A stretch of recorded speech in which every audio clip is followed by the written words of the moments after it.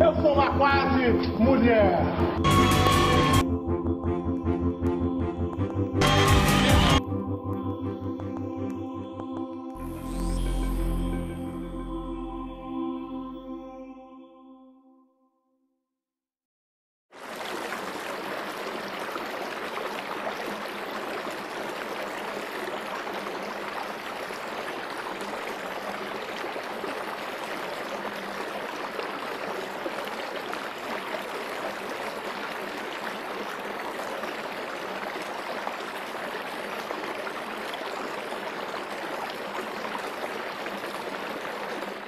Talvez a gente possa dizer que a construção do estereótipo só possa ser produzida por meio de uma violência simbólica. Então, nesse sentido de que o mesmo produz o outro, de que o antissemitismo produz o judeu, de que o racismo produz o negro, de que o patriarcado produz a mulherzinha.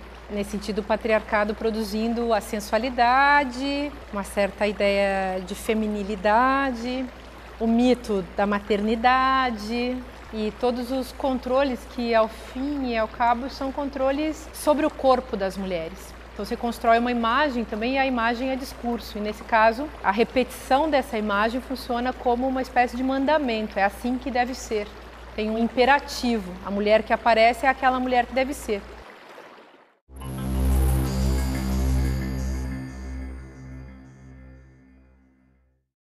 Eu acho que tem um ponto importante, é o fato seguinte, 98% dos lares brasileiros têm televisão, 85% têm geladeira, só para imaginar o grau de difusão e penetração da televisão como meio de comunicação e meio de formação de mentes e subjetividades na sociedade brasileira, né? Isso chama a atenção desse grau de penetração da televisão. Por outro lado, considerando que as televisões privadas, elas são os canais abertos, são fruto de concessões que o Estado dá a determinados grupos empresariais, e considerando que nós estamos no capitalismo, não há a menor dúvida de que só alguém vai se interessar pela mídia se ela estiver produzindo, pela mídia, seja ela do entretenimento, da informação, do que seja, se ela der algum tipo de retorno financeiro, né? Não é por bom mocismo que as pessoas têm empresas de mídia, né? Inclusive esse bom mocismo que também não existe nos canais que são canais dedicados ou programas são dedicados a religiões. O céu não é um pouquinho melhor do que aqui, o céu não tem nada a ver com isso, é infinitamente melhor do que acontece aqui. A pessoa que não for para a eternidade com Jesus, que não experimentar a salvação de Deus, ela vai ter um prejuízo enorme. A Igreja de Jesus não precisa de vereador, de deputado, de senador, de governador, nem de presidente. Ela é de Cristo.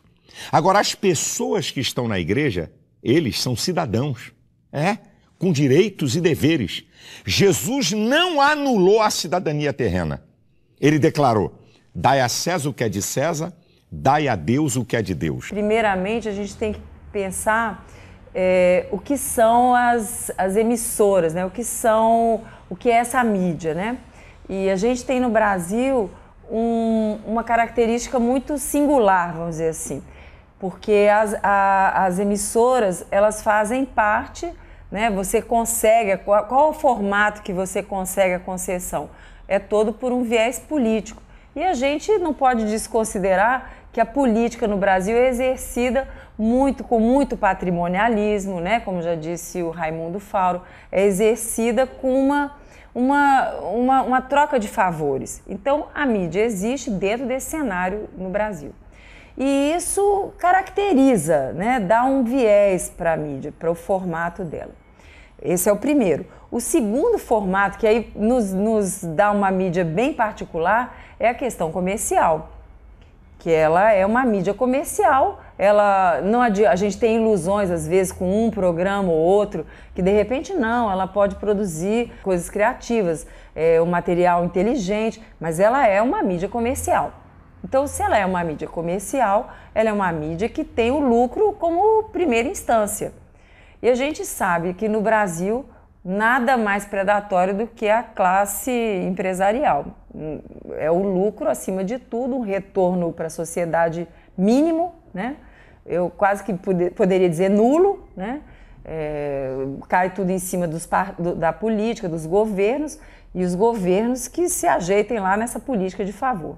Bom, esse mapeamento inicial para a gente contextualizar onde que é a mídia aí, né? O que é a mídia? Desde o seu nascimento, ela tem esse perfil. Mas eu digo o seguinte, que ninguém que não possa funcionar como mercadoria entra dentro da televisão, então, entra na televisão. Só quem pode ser transformado em mercadoria entra na televisão. E isso é uma coisa que eu só descobri fazendo televisão. Porque antes eu ainda acreditava que existisse alguma coisa de espontânea na televisão.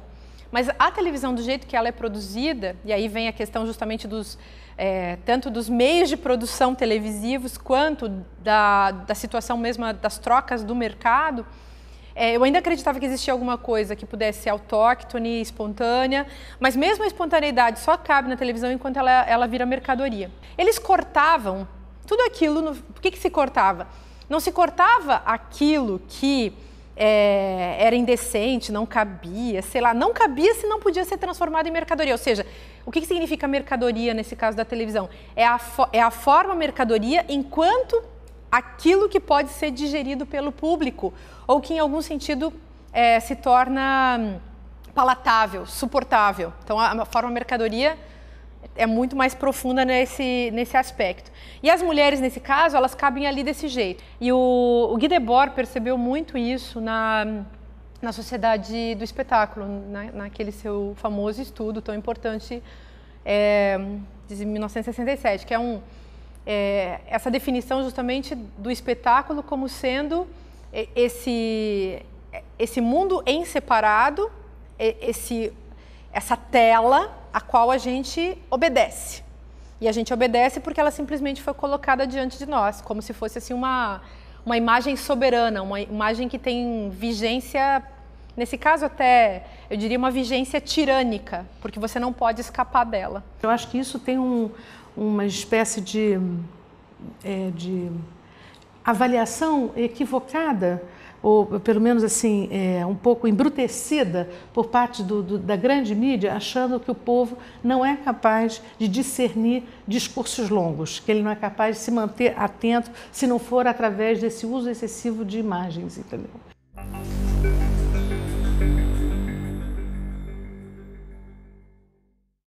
A cultura, independente da questão do espetáculo, sempre desenhou também um tipo de mulher.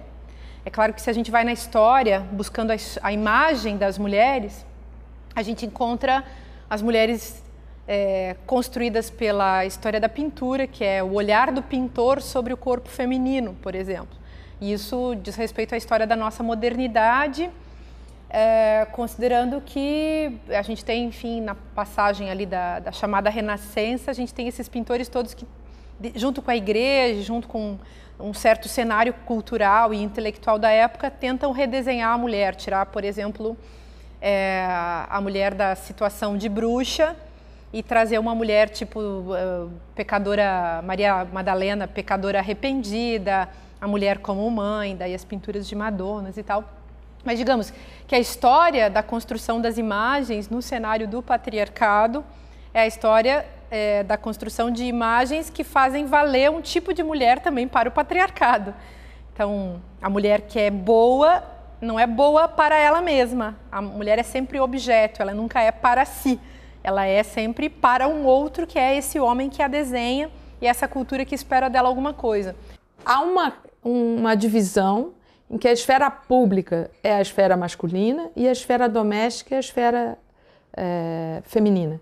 Essa divisão ela é proposta, por exemplo, por Rousseau no século XVIII e ela é reproduzida até hoje de maneira muito estereotipada em grande parte da propaganda. Ainda que ela trabalhe, ainda que ela tenha, ao longo do século XX, ocupado as ruas, o mercado de trabalho, as universidades, ela é necessariamente, por essas imagens estereotipadas, recolocada nesse campo específico do feminino como esfera doméstica, né? Então, isso começa a ser desconstruído a partir dos anos 50, depois que a Simone de Beauvoir publica O Segundo Sexo, que é de 1949, e vem sendo desconstruído, digamos, na esfera do pensamento, na esfera dos movimentos feministas, na esfera dos movimentos populares. Ou ela é a dona de casa, né?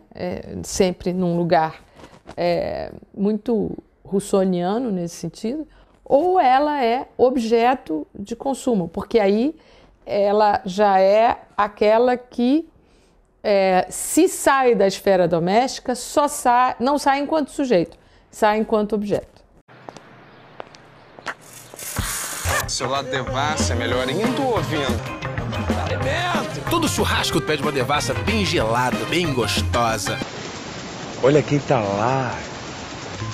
Nossa, como você adivinhou? Intuição masculina, gata. Amor, mamãe vem morar com a gente.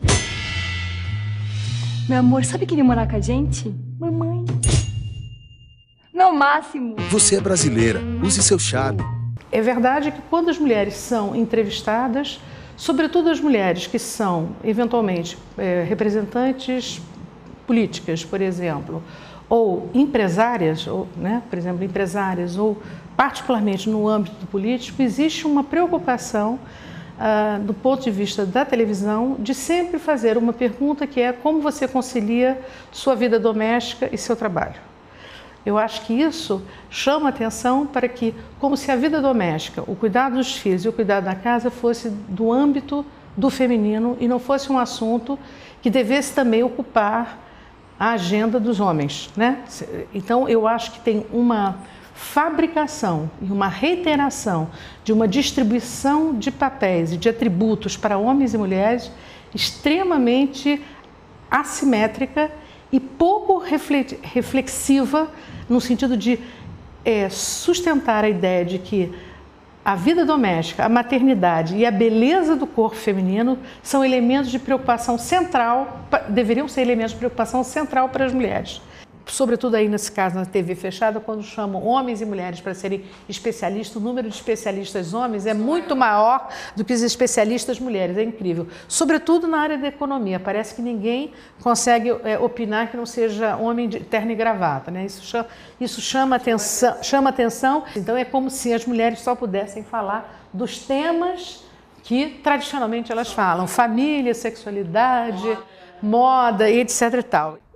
Se a gente pudesse dizer o que mais hoje influencia, porque antes você tinha a família, você tinha a escola, você tinha essas mediações sociais, né? Você tinha um professor, você tinha uma professora, você tinha a igreja, né? Seja ela qual for a sua crença religiosa, que lhe mediava a sua compreensão do mundo. Hoje o que media a compreensão do mundo é a mídia.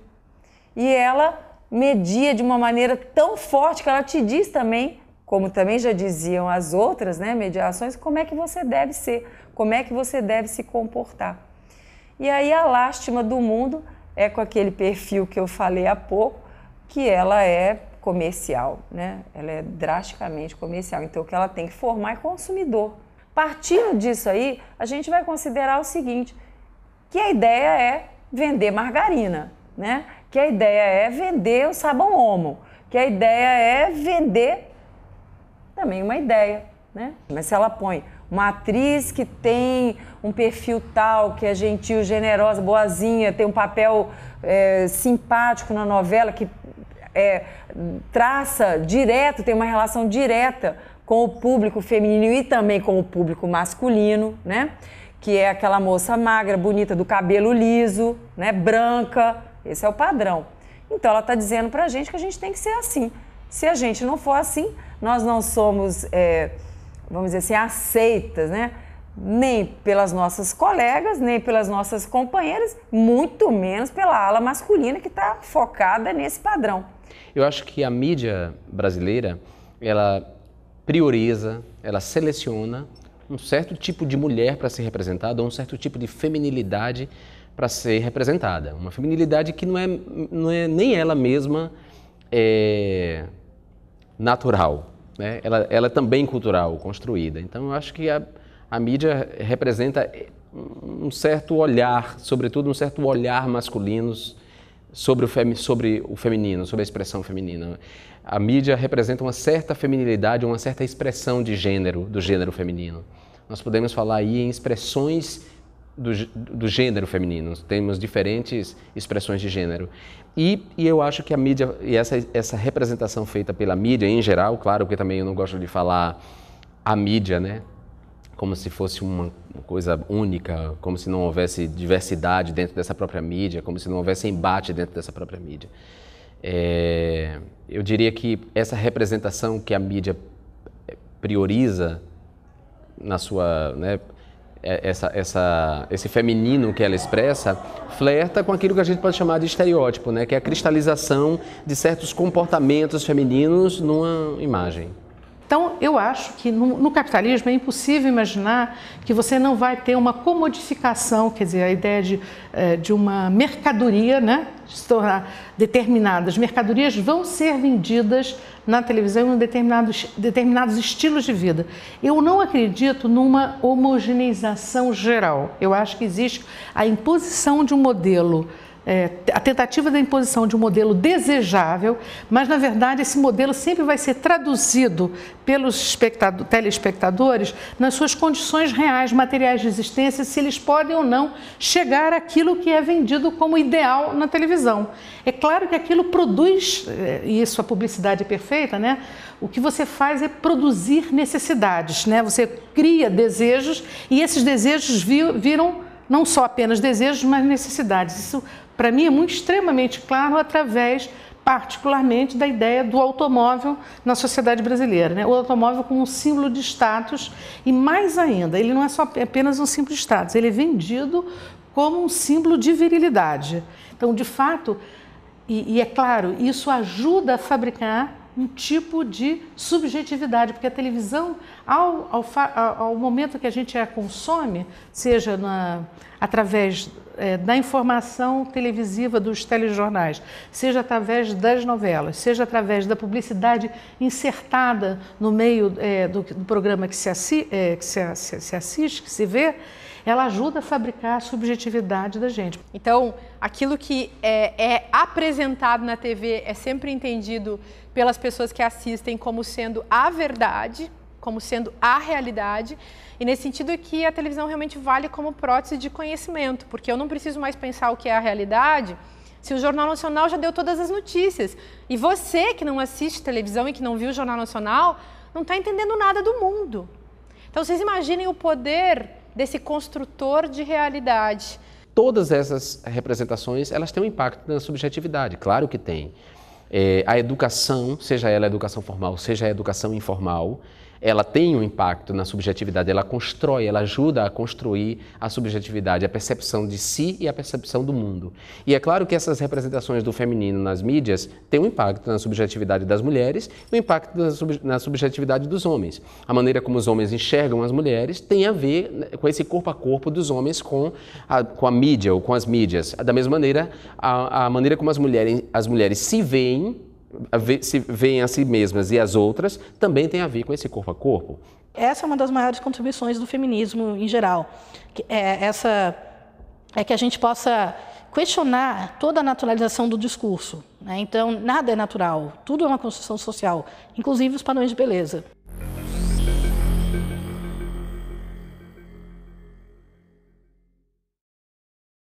sexo, raça, gênero não são questões da biologia apenas ou da natureza, elas são questões do Estado, elas são questões políticas. É porque sexo, sexualidade são assuntos públicos, são políticos, né? Estão atravessados por relações de poder. Eu acho que o tempo todo a gente está recebendo mensagens dizendo que o corpo feminino ele pode ser invadido, ele pode ser, né, capturado, ele pode ser usado.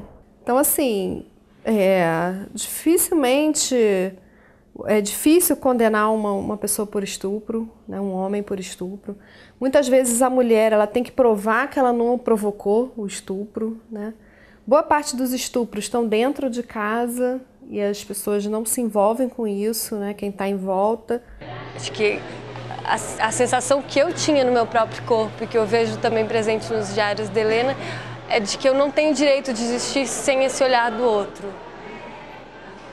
E é um olhar que a princípio pode exigir alguns quilos a menos, alguns quilos a mais, um peito de tal forma, uma aparência física X, e que é muito imobilizador, assim, e gera quase que uma sensação de afogamento mesmo. A primeira coisa que vamos avaliar é a nossa casca, né? É a nossa aparência, e não o que a gente tem a dizer. Mas também é uma estratégia de calar as mulheres, que vão estar mais preocupadas em fazer tratamento para tentar tirar celulite do que para falar em público, para ocupar um cargo público. Por exemplo, aquela mulher que se submete à cirurgia plástica, que se submete ao silicone, que se submete a ser a gostosa da vez. Ela enquanto gostosa da vez, está ajudando sempre o sujeito masculino, né? O sujeito macho do patriarcado. E está se sujeitando a ser mercadoria, enquanto ao mesmo tempo ela diz, não, mas eu quero ser isso, esse é o meu poder feminino. Enquanto que, na verdade, o poder feminino dela nada mais é do que a introjeção que ela fez da lógica do patriarcado, que diz para ela que ela tem que ser assim. E à medida que ela vai envelhecendo, para ela poder continuar sendo uma mercadoria que tem valor de mercado, ela tem que se plastificar até o ponto em que ela será jogada no lixo, porque realmente... enquanto objeto, podemos substituí-la por uma versão mais novinha. O programa que eu fazia tinha uma coisa legal, que era um programa só de mulheres, mas eram mulheres também estereotipadas. Nunca se conseguiu, embora houvesse esse desejo da parte de algumas pessoas que faziam o programa, que tivesse participação de mulheres negras, por exemplo.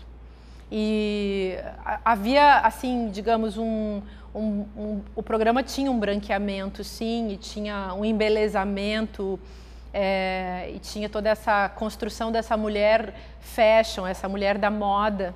Quando você falou desse ideal de branquecimento, a televisão, quando inclui mulheres de pele escura, é mulata, não é negra, não é a negona de lábios grossos, cabelo crespo, e rasgos mais, fenotipo mais afrodescendente. É uma mulher de pele marrom, mas com todos os traços de uma mulher branca. Cabelo mais solto, no máximo um black power moderninho, que está na moda. Nariz fino, boca fina, Thais Araújo, esse tipo de mulher. Esse é o tipo de mulher magrinha, fininha, enfim. O único que ela tem de negra é a cor da pele, sabe? Seria muito mais transgressor colocar uma pessoa negra numa outra condição social dentro da televisão que não aquela da empregada doméstica ou da puxinha, do que colocar uma menina negra livre sexualmente. Isso só está mantendo o ideário, né, que já foi construído socialmente. E as pessoas não acham isso transgressor, acham isso mesmo, né? Isso mesmo, isso mesmo. Eles não estão olhando para a liberdade sexual da menina, estão olhando porque é uma menina negra que é livre sexualmente. Isso mesmo. Negro é isso mesmo, sempre foi e continua sendo. E é pobre, então aí a gente tem uma interseção de diferentes marcadores sociais da diferença. É mulher, é pobre, é jovem, que seria o marcador social da geração, e é negra. Então aí estão juntando todas as imagens e não tem nada, assim, só está reiterando a norma. Esse tipo de representações. Qual é o verdadeiro espaço da negra na televisão? É essa negra quase branca que cumpre com todos os outros requisitos corporais, magrinha, linda, nesse sentido do que a gente acha lindo, nesse paradigma, esse padrão de beleza hegemônico. Se ela cumpre com isso, mas conserva sua cor marrom, porque também não pode ser muito escura, tá? Também vamos levar isso a sério. A gente nunca vê uma mulher muito escura na televisão.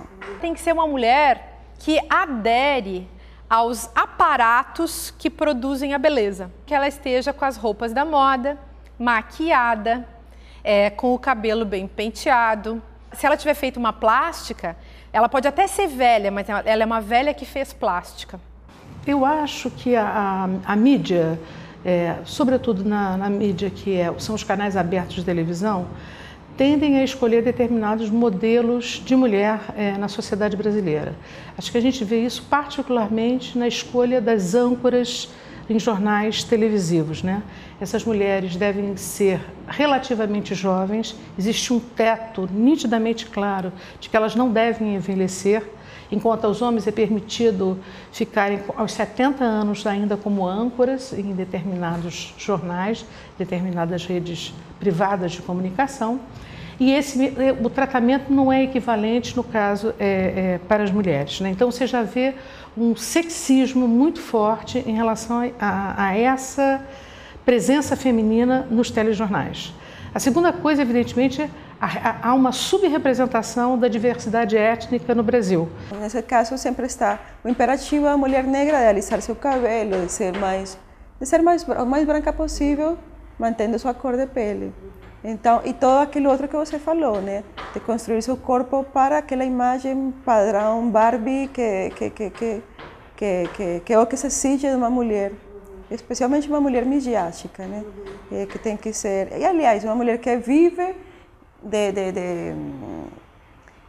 desse tipo de carreiras, né? Que é atriz, que é apresentadora, que é modelo, que é dançarina, enfim, que está na indústria do entretenimento, né? Dentro dessa indústria, o corpo exigido, né? O que há é uma forma de uso do corpo feminino como canal de venda de qualquer produto que chegou a níveis impressionantes, né? De seguradora enfim, de campanha publicitária de seguro até carro, para não falar em panela, fogão, cosmético, mas... E não é a mulher, mas é o corpo feminino usado para venda de tudo. O que me preocupa, e aí realmente eu tenho tido uma atenção especial aqui na nossa área, é como isso rompe cada vez mais as barreiras da infância. Porque não há mais uma separação tão estanque entre o que é uma mulher adulta, a condição de uma mulher adulta, principalmente no âmbito da mídia, o que é a condição de ser uma mulher adulta e o que é a condição de ser uma criança, uma menina, um adolescente. Tem uma pesquisa da Universidade Federal de Pernambuco que mostra que 90% das meninas de 10 a 14 anos já fazem dieta, já se consideram gordas e fazem dieta, 90%. Na última década, nos Estados Unidos, o número de cirurgias plásticas para adolescentes mais que dobrou. Então, como a gente é ensinada desde cedo que o nosso corpo é inadequado, isso obviamente afeta a nossa autoestima. E é um problema que os meninos geralmente não têm. Os meninos têm uma outra educação que eles já são condicionados a serem os mestres do universo. A Marina Castanheira, mexicana, explica muito bem todo esse negócio da corporalidade.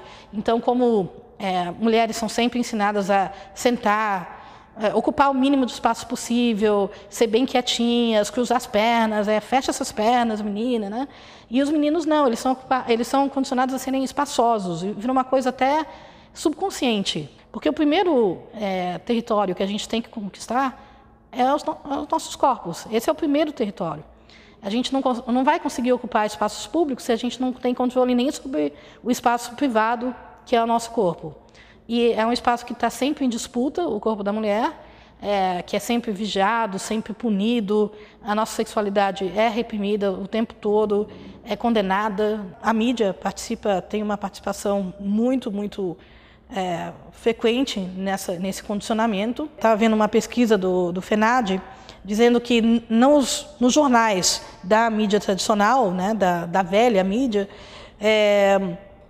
nos artigos de opinião, apenas 8% são assinados por mulheres. Então, 8% só de artigos opinativos em jornais e revistas são de mulheres. Então, cadê a liberdade de expressão? Né? Se você tem 50%, 52% das mulheres no Brasil são eleitoras e você tem 9% de representatividade no Congresso. E aí você tem, por coincidência, 8% de mulheres com opinião na grande imprensa. A menina e a mulher, de modo geral, ela é invisível.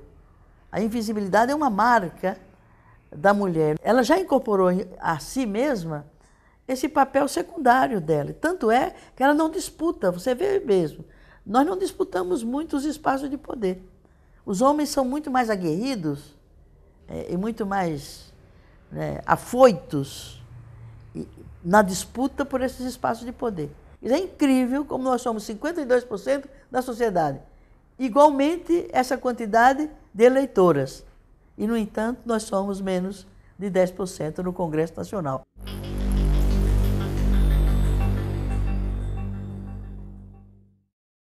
Tem pesquisas que mostram, estudos que mostram um bebê qualquer, né, que, sem dizer qual é o sexo desse bebê, e se você falar para as pessoas sendo pesquisadas, que é uma menina. Então, os adjetivos que serão usados para essa menina é sempre assim, o mesmo bebê, né? Mas vão falar que ela é delicada, que linda, que meiga, que doce, né?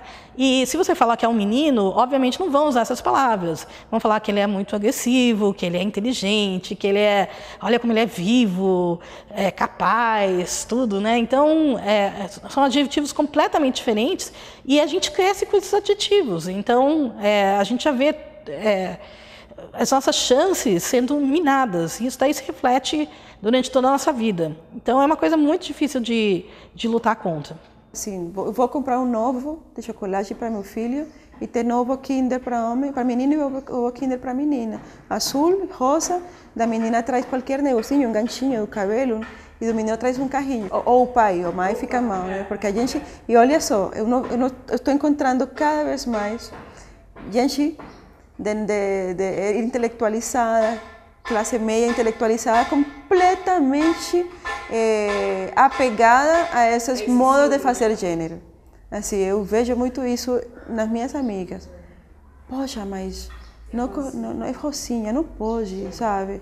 A gente é intelectual para umas coisas, mas na hora da criação dos filhos é completamente tradicional. Aí quer um machinho em casa e quer uma menininha. Quer que a menininha goste de princesinha e quer que o machinho goste de carrinho e de luta e de coisas desse tipo. Então, não tem nada mais tradicional do que a gente, viu? Nós intelectualizados, classe média, somos um saco nesse ponto de vista. As escolas fazem gênero, né? Além dos banheiros, que não tem nada que faça mais gênero que um banheiro, né? Desde criancinha, os meninos aqui, as meninas aqui.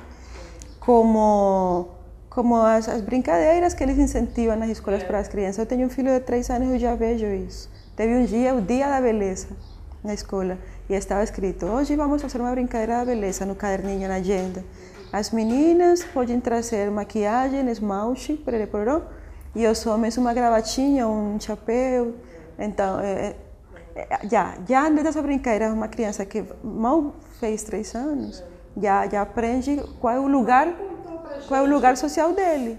Até porque, recentemente, teve uma blogueira que até postou no The Huffington Post, lá, aquele jornal estadunidense, e que ela comentou de um episódio que o filho dela queria usar uma tiarinha rosa e ela deixou a tiarinha rosa. Eles foram no supermercado e que, resumidamente a história, né, um cara abordou e começou a falar que ele não podia, o menino tinha 3 anos, né, não podia usar a tiarinha rosa, que não sei o que era coisa de viado, nesse discurso, né. Então, as violências de gênero, né, essa coerção, esse querer controlar, eles começam muito cedo e vêm de todo lugar, porque essa é a norma. Se você fugir dela é pior. Imagina, ser viado é uma coisa horrorosa. Então, né, não podemos né? Você não pode deixar aquela pessoa escapar nessa norma e você vai fazer a manutenção da norma ali, né? Uma pessoa desconhecida, né? Acho que pode, né? E eu acho tão engraçado engraçado e trágico, né? Esses episódios, porque você pensa, puxa, mas como é frágil a heterossexualidade, né? Apenas uma tiarinha rosa é quase como um capacete transformador, né? Você não sustenta a sua heterossexualidade, você já vira, né? Acho que a questão do binarismo é a questão, porque ela é a questão que causa, que torna o gênero violência, né? Não violência de gênero, mas o próprio gênero um violador da sua humanidade, né? Então, quando se pensa em homem e mulher, a gente tem um prisma todo aí, só nesse binário, um prisma que a gente tende a cristalizar em modelos que nós mesmas sabemos que são frágeis, porque eles são históricos, eles se transformam, né? E a gente vai deturpando, assim, fazendo toda uma pedagogia de gênero para ver a diferença. E ao mesmo tempo, eu me constituí como mulher, né? E esse eu acho que é o exemplo de muitas mulheres, muito mais em oposição à puta do que em oposição a um homem, né? A mulher de verdade não é aquela que faz um uso menos controlado pelo homem da sua própria sexualidade, não é aquela, a mulher de verdade tem casa, família, vai parir, né? Então, como a gente está sempre assombrada também pela figura da puta, né? E os homens pela figura do viado. E isso não é harmônico, isso é violento, né? Mas a gente naturaliza em tal medida que nós mesmos passamos a ser reprodutoras e reprodutores disso aí. Não, porque se a mulher tem o problema de ser, ou poder ser, identificada como puta por algum de seus comportamentos, o homem é a suspeita de ser homossexual, que é tão perigosa quanto, né? No sentido, os homens se cuidam muito disso, acho que mais do que nós nos cuidamos de ser putas. Porque a gente pode, entre amigas, falar de homens abertamente. Eu adoro isso, eu adoro aquilo, poxa, eu queria transar deste jeito, daquele outro. Homem não pode nem com seus amigos, nem fazer a menor piada sobre a beleza de outro rapaz, que já vai ser alvo de piadinhas, né? Os homens reivindicam sua masculinidade, são bando do viado. Você encontra um grupinho de homens, em algum momento eles começam a fazer piada de bicha. Faz parte da masculinidade. Mas está muito incorporado, o que eu quero dizer. Está muito incorporado, a gente não consegue sair completamente disso. A gente pode sair com o nosso intelecto, mas está tão incorporado que a gente reproduz isso de um jeito inconsciente mesmo, né? A luta do movimento homossexual, do movimento LGBT, é uma luta contra a dominação masculina. Em última instância, é sim afirmar as famílias homoparentais, lutar pelo direito à adoção das crianças por casais formados por 2 mulheres e por 2 homens, é lutar contra a estrutura da dominação masculina, contra o patriarcado masculino que estrutura uma família em que o homem tem a primazia sobre a mulher. Em última instância, é um enfrentamento desse patriarcalismo e desse machismo desse patriarcalismo, desse machismo que atravessa, digamos assim, as instituições familiares tradicionais.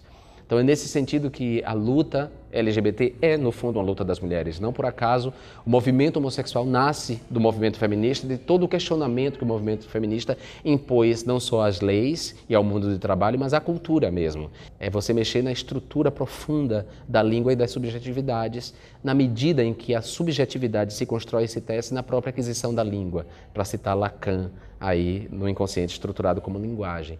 É assimilando essas categorias linguísticas que nós assimilamos a divisão do mundo e a subalternização da mulher.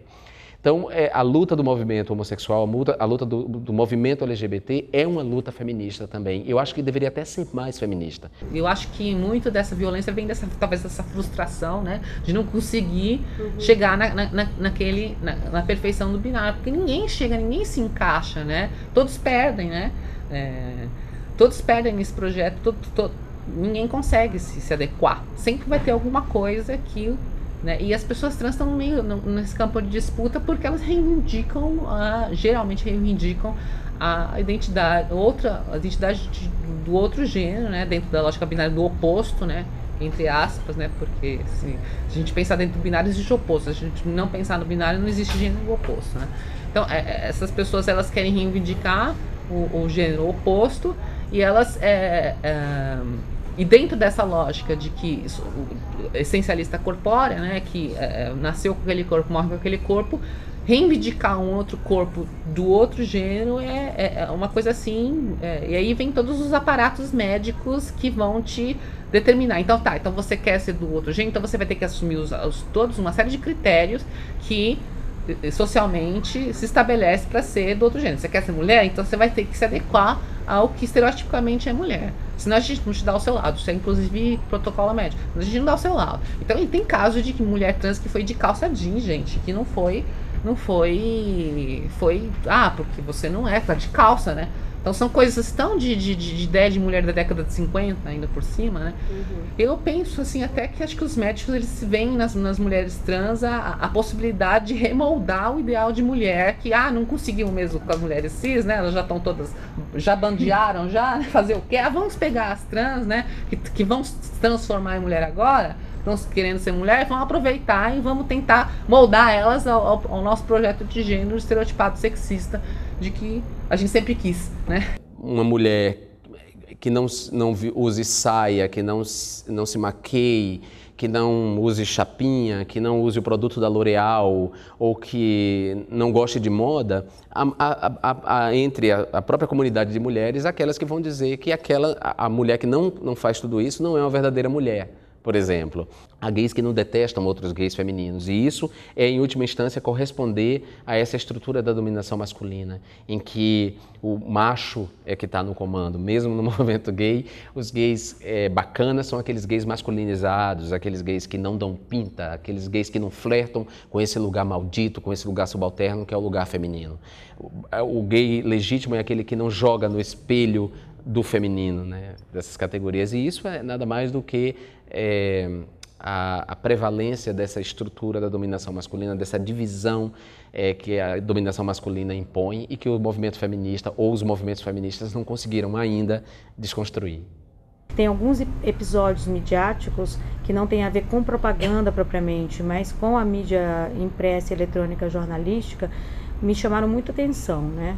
O primeiro deles foi o próprio episódio Escândalo Ronaldinho, né?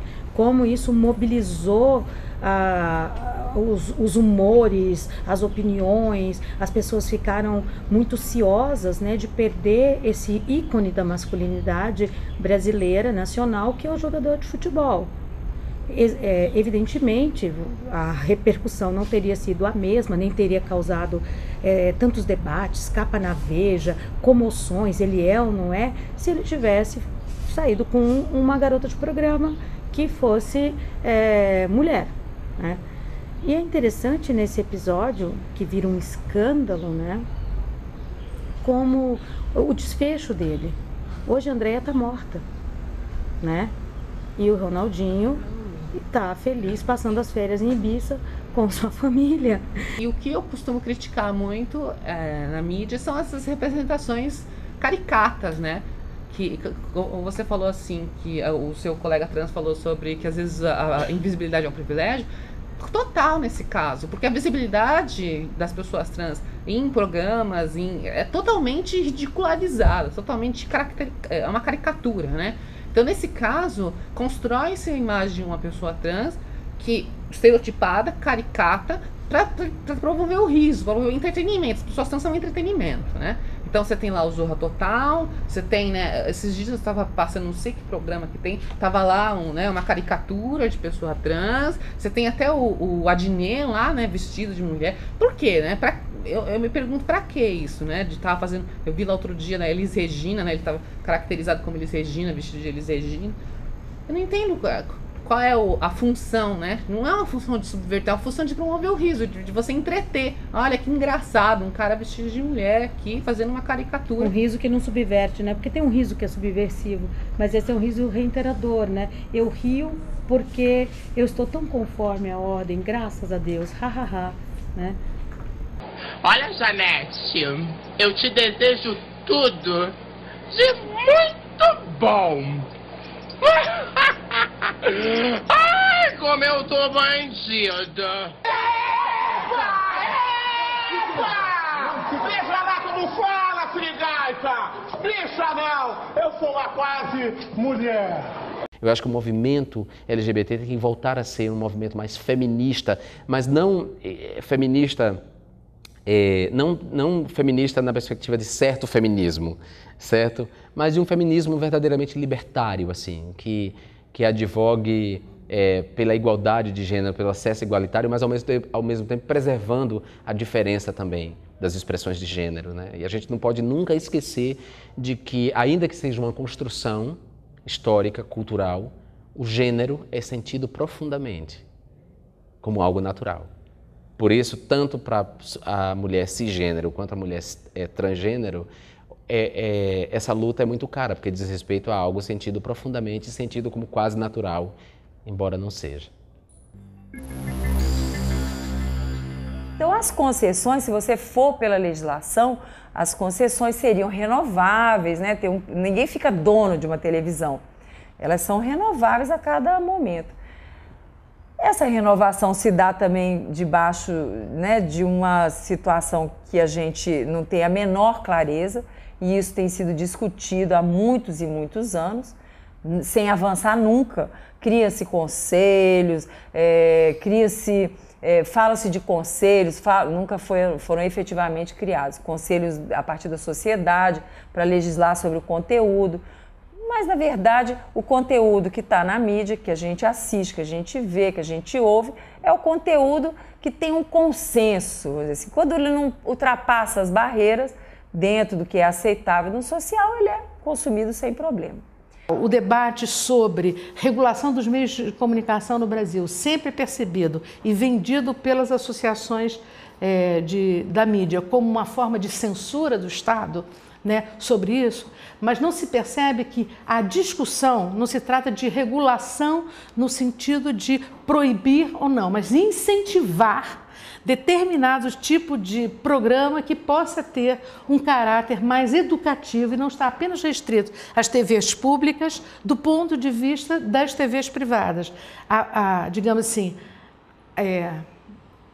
atrelar a concessão pública do direito de ter um canal, uma preocupação que seja relativamente a uma dimensão cultural, de fato, de qualificação dos quadros, não apenas telecurso, etc., mas de qualificação da população através da televisão. Agora, os comerciais e as propagandas que realmente fazem da mulher um objeto de consumo, eu acho que tem que ser rechaçado. E para isso nós temos possibilidades e meios para rechaçar, né? Então, assim, uma propaganda que vai lá e faz uma coisa muito mal, muito difamatória, eu acho que tem que ser rechaçado. E não é só no comercial, não é só na novela, é na música. Na música eu fico muito impressionada porque de repente passa uma coisa assim, um tapinha não dói. Dói sim, um tapinha dói e não é para ser falado desse jeito. Isso é uma coisa que a gente leva muito para os nossos jovens. Porque, mas um tapinha não dói, mulher gosta de apanhar. Fala, gente, calma. Eu sempre gosto de citar uma música que o Zeca Pagodinho canta, que chama Faixa Amarela.